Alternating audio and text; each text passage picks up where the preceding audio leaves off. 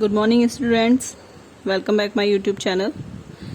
कैसे हैं आप सब? आई होप आप सभी अपने अपने घरों में सुरक्षित होंगे।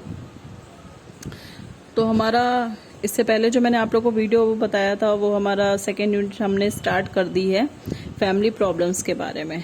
तो इसमें जो भी 5 टॉपिक के बारे में मैंने कल आप लोग को शॉर्ट में बताया था, तो जो हमारा लास्ट टॉपिक था प्रॉब्लम ऑफ एडल्टली यानी वृद्धों की समस्याएं, हम इसके बारे में आज बात करेंगे। तो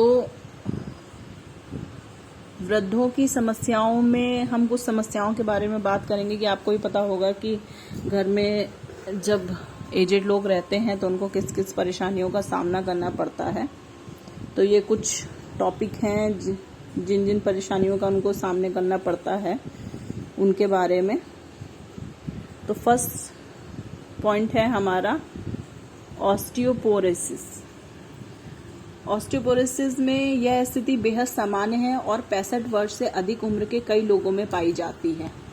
ऑस्टियोपोरोसिस से पीड़ित व्यक्ति हड्डियों का घनत्व और ताकत धीरे धीरे करके खो देते हैं जब तक कि हड्डियां जो हैं वो कमजोर ना हो जाएं और आसानी से टूटने के लिए अति संवेदनशील ना हो जाएं।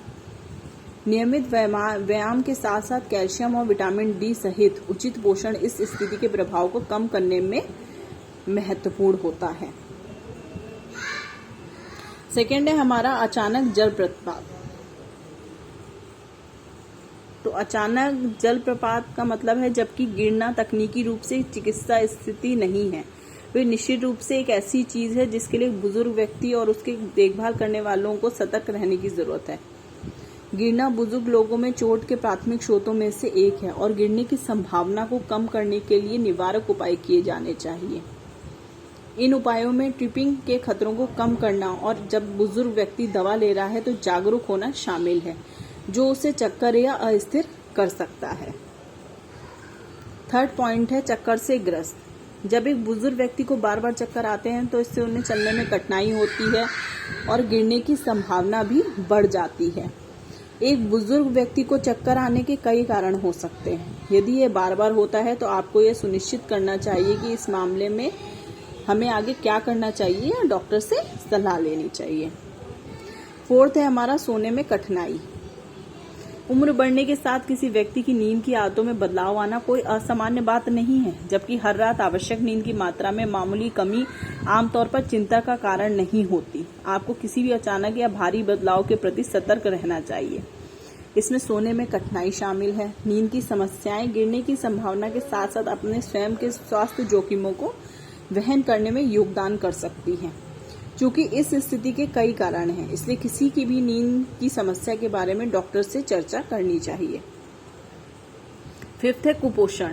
एक बुजुर्ग व्यक्ति अक्सर एक छोटे व्यक्ति की तुलना में कम खाता है।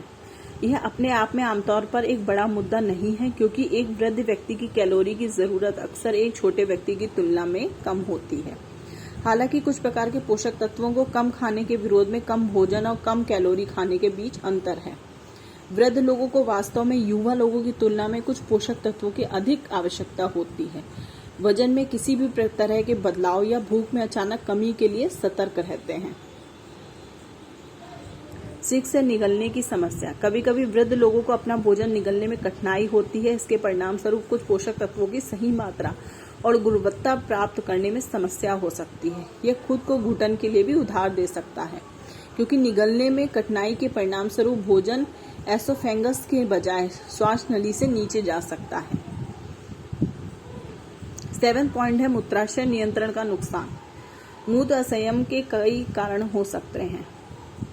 उनमें से कुछ दूसरों की तुलना में अधिक गंभीर है। यदि एक बुजुर्ग व्यक्ति को शौचालय जाने तक या टॉयलेट रोकने में समस्या होती है तो यह अधिक गंभीर समस्या का संकेत हो सकता है। अंतर्निहित समस्या का उपचार अक्सर मूत्र असंयम की समस्या का समाधान करेगा। यह समस्या वास्तव में अधिक उपचार योग्य है और आमतौर पर इसका इलाज होने पर इसमें सुधार किया जा सकता है। 8 और लास्ट पॉइंट है हमारा ये। तो बहरापन सबसे आम समस्याओं में से एक है जिसका लोग उम्र के साथ सामना करते हैं। हालांकि यह आमतौर पर व्यक्ति के समग्र स्वास्थ्य के लिए अत्यधिक समस्याग्रस्त नहीं है। यह एक झुंझलाहट हो सकती है जो जीवन की गुणवत्ता को प्रभावित करती है। बहरापन का काफ़ी हद तक इलाज किया जा सकता है। इससे यदि आपके जीवन में कोई बुजुर्ग इससे जूझ रहा है तो उसे सुनिश्चित करें कि उसका इलाज हो सके। Thank you.